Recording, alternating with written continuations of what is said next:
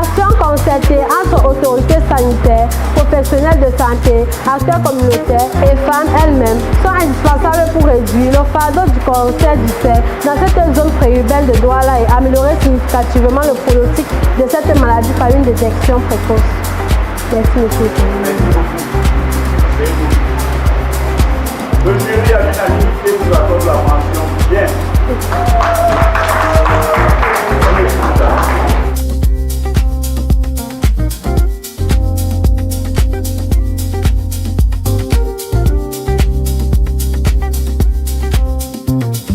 Ces jours de soutenance de mémoire de fin de stage du cycle BTS à l'Institut universitaire et stratégique de l'estuaire à Douala, une institution qui a fait de l'excellence sa tradition depuis 30 ans dans la sous-région.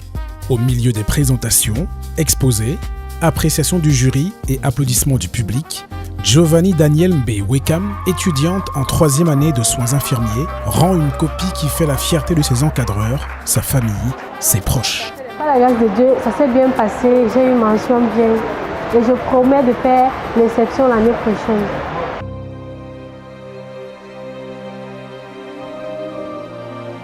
Giovanni aurait pu ne jamais se retrouver à ce stade de son cursus éducatif si une association ne s'était investie dans sa vie et celle de sa famille depuis 2019. En 2016, de jeunes Camerounais et Africains, basés sur le continent et aussi en Europe, la main sur le cœur, ont eu la folie de mettre sur pied une œuvre humanitaire visant à apporter de l'aide à la mère et à l'enfant. Volant au secours des femmes n'ayant pas les moyens de couvrir leurs consultations prénatales et accouchements, de prendre soin de leurs enfants en bas âge, de les scolariser. L'association Les Enfants Monique Les Fous de Cœur est née et s'est ainsi baptisée après l'affaire Monique Koumatekel, du nom de cette femme dont le corps sans vie fut éventré dans la cour de l'hôpital à Quintini de Douala en mars 2016. Elle est décédée sans avoir mis au monde les jumeaux qu'elle portait et qui, comme elle, ont perdu la vie, faute d'avoir reçu des soins appropriés. En lançant une large chaîne de solidarité, l'idée pour l'association est claire, des drames similaires ne doivent plus arriver.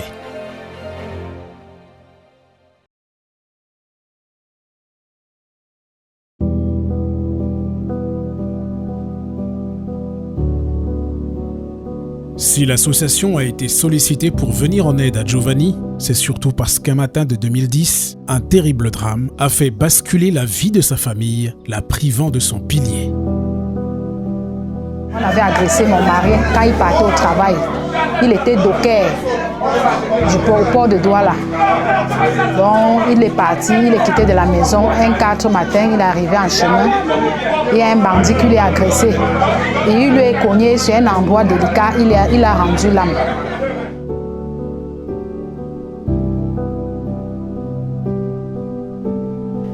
J'étais encore très petite, je ne me souviens pas.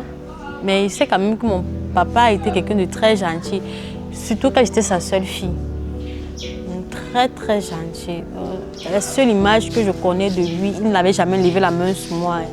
Il ne m'avait jamais grondé. Quand mon papa est décédé, j'ai fait 2 ans ici, avec ma maman. Et parce que quand mon papa est décédé, maman était encore très jeune. Elle avait à peine 30 ans. Très jeune. C'est où sa maman au village a décidé de nous récupérer 2 enfants et il a laissé 2 pour qu'elle élève ici. Mon grand frère et moi, nous sommes allés au village rester avec ma grand-mère. C'est là que j'ai fait pratiquement 6 ans au village. Du CE2, parce que quand mon papa est décédé, je faisais la CIL. J'ai fait le CP, le CE1 ici. Je suis donc allée au village continuer auprès de ma grand-mère. Du CE2 jusqu'en 4e.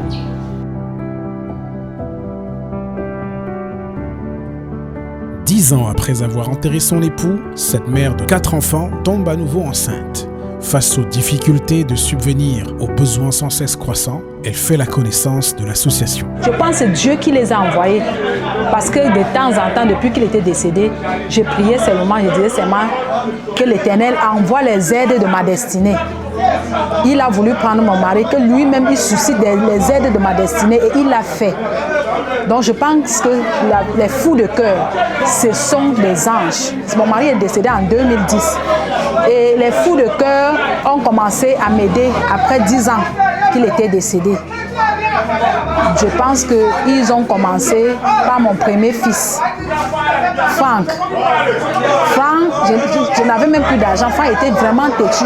Mais à travers cette foule de cœur, ces personnes-là, ces aides de ma destinée-là, ils ont pu reconquérir mon premier fils jusqu'à ce que l'enfant a été... Donc, il est sorti dans la gueule du loup, dans les groupes de gangs, parce que je perdais déjà mon enfant. Ils l'ont flatté jusqu'à ce qu'il a eu le BPC. Et l'année où il a le BPC, son petit frère a eu le bac. C'est là où maintenant il est supplié que pardon, maman n'a pas de moyens pour payer l'université. S'il vous plaît, je peux me défendre. Payez donc, s'il vous plaît, vous pouvez, cet argent que vous devez payer ma scolarité cette année, gérez donc maintenant l'université, je vous en prie. Et il m'a dit qu'il ne serait plus têtu et il doit se chercher. Ma famille Monique ont pris le deuxième en charge. Pendant qu'ils prennent le deuxième en charge, sa petite sœur est quittée du village. Elle est venue, elle était en 4e. Ils ont commencé à prendre la deuxième en charge, en 4e. Après qu'on prenne la deuxième en charge, l'autre est revenu l'année qui suivait. Je pense que celui-là était en 5e. On a pris mon dernier là que mon mari m'avait laissé à 2 ans en charge. Donc ces enfants ont fréquenté entre leurs mains. C'est où ma maman a décidé de me récupérer moi seule et faire d'autres personnes monter puisque j'étais à l'âge pubère en fait. 4e, je grandissais déjà. Je suis donc venue auprès de ma maman, rester. Il y avait beaucoup de difficultés. Je partais à l'école à peine, je pars à l'école, me chasse. En un mois, il pouvait aller à l'école 2 semaines, l'autre 2 semaines, je suis à la maison parce qu'elle avait que payer l'inscription. Nous étions même au mois de février, ma maman n'avait pas encore soldé avec la scolarité, ni même les dossiers. C'était pas vraiment facile. L'année-là, je ne savais même pas que je devais finir l'école, je ne savais pas vraiment. Un jour, je rentre de l'école, je faisais 4e, j'arrive et je trouve des étrangers à la maison. Je me suis beaucoup questionnée puisqu'il y avait toujours les caméras et tout et tout. C'est où ma maman m'a expliqué que comme tu vois comme ça, ce sont les gens qui vont te prendre en charge, qui vont prendre en charge ta scolarité et tout et tout. J'étais vraiment très très contente, très bien vrai que je n'arrivais pas à expliquer. Je demandais toujours à ma mère on va donner quoi en retour, c'est quoi, tu vas vendre quelque chose, ça va se passer comment, on va payer ça, c'est gratuit, c'est comment, on va rien te demander après. Donc je me suis posé tellement de questions. Et aussi, la première personne que j'ai rencontrée dans cette association, c'était Tata Dorcas. Tata Dorcas m'a amenée, donc elle m'a pris comme sa petite soeur. Elle et moi, il y avait trop de l'affection, il y avait trop le feeling, ça passait trop vite, tellement que je n'ai même pas su. Donc c'était un peu ça. J'étais vraiment surprise ce jour-là. Les caméras, tu arrives, les caméras un peu de partout. Et depuis ce jour, j'ai remercié Dieu. J'ai toujours dit à Dieu merci pour tout. Et en ce moment-là, ils ont fini le reste de la scolarité que ma mère n'avait pas pu payer parce que c'était pas vraiment facile. Elle venait d'accoucher aussi mon petit frère, c'était pas facile. C'était pas vraiment facile. Et c'est comme ça que ça a continué progressivement jusqu'à présent. Ils continuent toujours de payer. Depuis que je fais la classe de 4e jusqu'en 3e année université, ils continuent toujours à payer. Malgré que j'ai commis une petite erreur de jeunesse, ils ne m'ont pas quand même laissé. Alors que Giovanni est en effet en première année d'enseignement supérieur dans cet institut privé où les droits universitaires financés par l'association dépassent les 600 000 francs par an, un nouvel événement inattendu va troubler le cours des choses et compliquer davantage la condition économique d'une famille, déjà en difficulté. C'est quand mon grand frère était malade parce que je n'étais pas recadrée. Mon grand frère était malade et ma mère n'était pas présente. Puisqu'elle était à l'hôpital chaque moment, à chaque instant. Et moi, j'étais libre. Moi, dans ma tête, c'est que j'étais libre. C'est où j'ai pris la grossesse. Et lorsque ma maman a su, ma maman n'a même pas su tôt. Elle a su quand j'étais à 4 mois. Elle a juste pleuré parce qu'elle était dépassée. Pleurer j'ai demandé qu'est-ce qui est. La grossesse, tu pleures comment? Elle dit, je vais dire quoi à la famille Monique et tout et tout. La seule solution que moi j'avais dit à ma mère, c'est qu'on cache. Qu'on devait juste cacher la grossesse et que je devais me battre pour réussir. Là, au moins, quand ils vont voir les notes que je me suis battue et que j'ai réussi, ils vont au moins se tempérer les nerfs. ne vont pas trop être en colère. Et puis je me suis mise au travail. Je n'ai pas rattrapé des matières, aucune matière. Je n'ai pas rattrapé de matière. Quand je partais en deuxième année, aucune matière. Et j'avais validé toutes mes matières parce que je m'étais battue pour cela. Au moins, si j'ai dessus sur un point, il faut au moins que je leur remonte le moral sur un autre point. C'était un peu ça.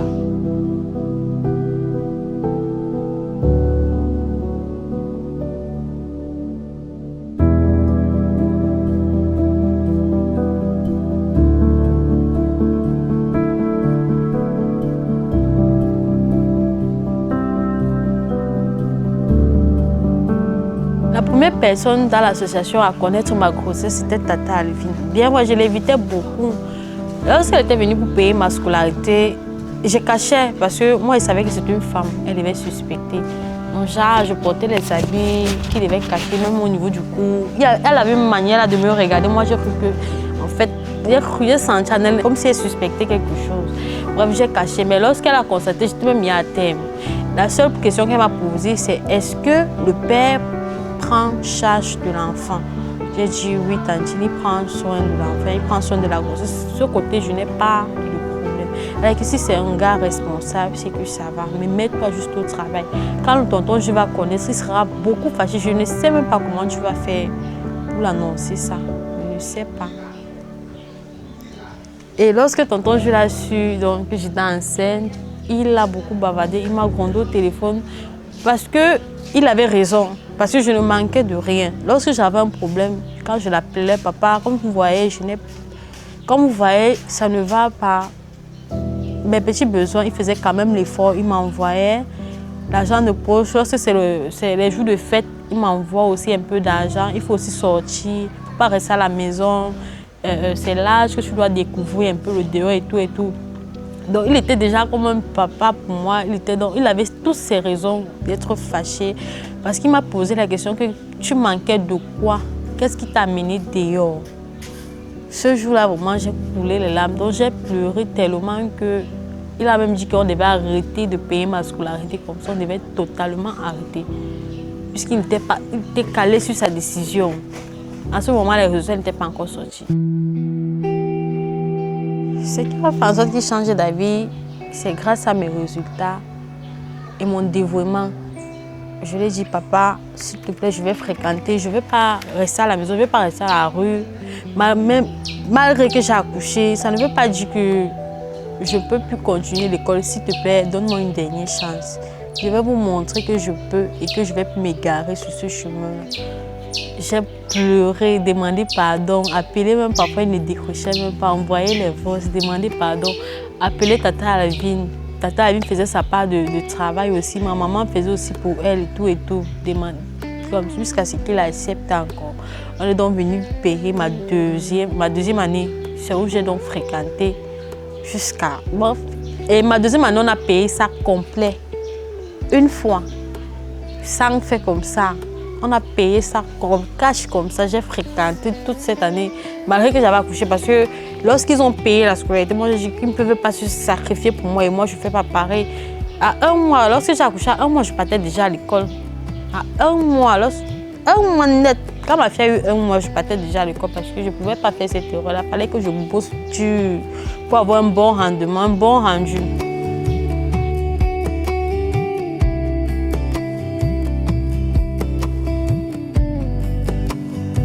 Le choix du sujet d'enquête de Giovanni pour son mémoire de stage lui a rappelé pourquoi elle a décidé de devenir infirmière. Apporter des soins, résoudre des problèmes de santé, sauver des vies. Le thème de mon mémoire a porté sur la connaissance et attitudes pratiques des habitants de Dorba C3, zone de recasement relative au cancer du sein.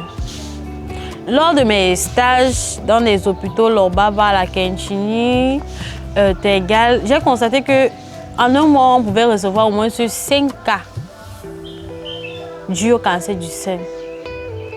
Dans ma tête, je me posais la question, comment se passe que quelqu'un peut avoir le cancer du sein, malgré même qu'elle est jeune, elle n'a même pas encore accouché, tout et tout.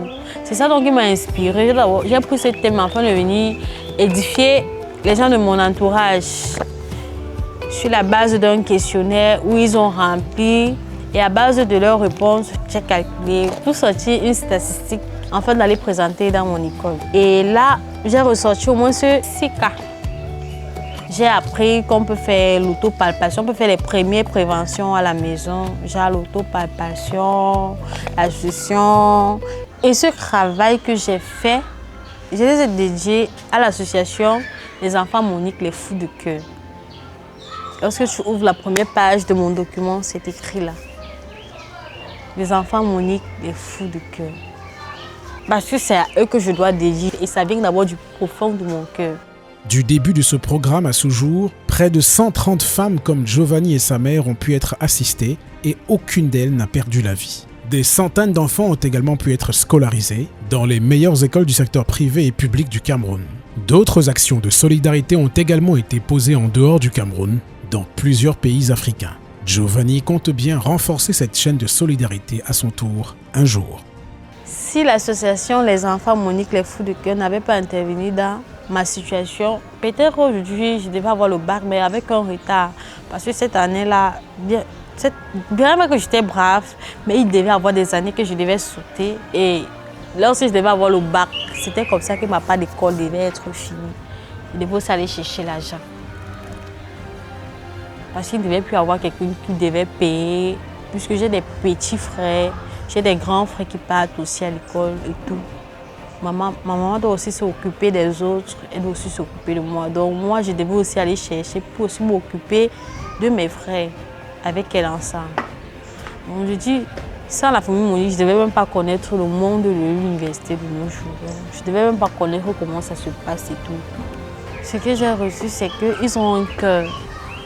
Parce que même dans ma famille, je ne vois même pas quelqu'un qui peut me donner 1000 francs l'argent de béni. Ils ont un cœur et je dois me battre aussi pour être comme eux.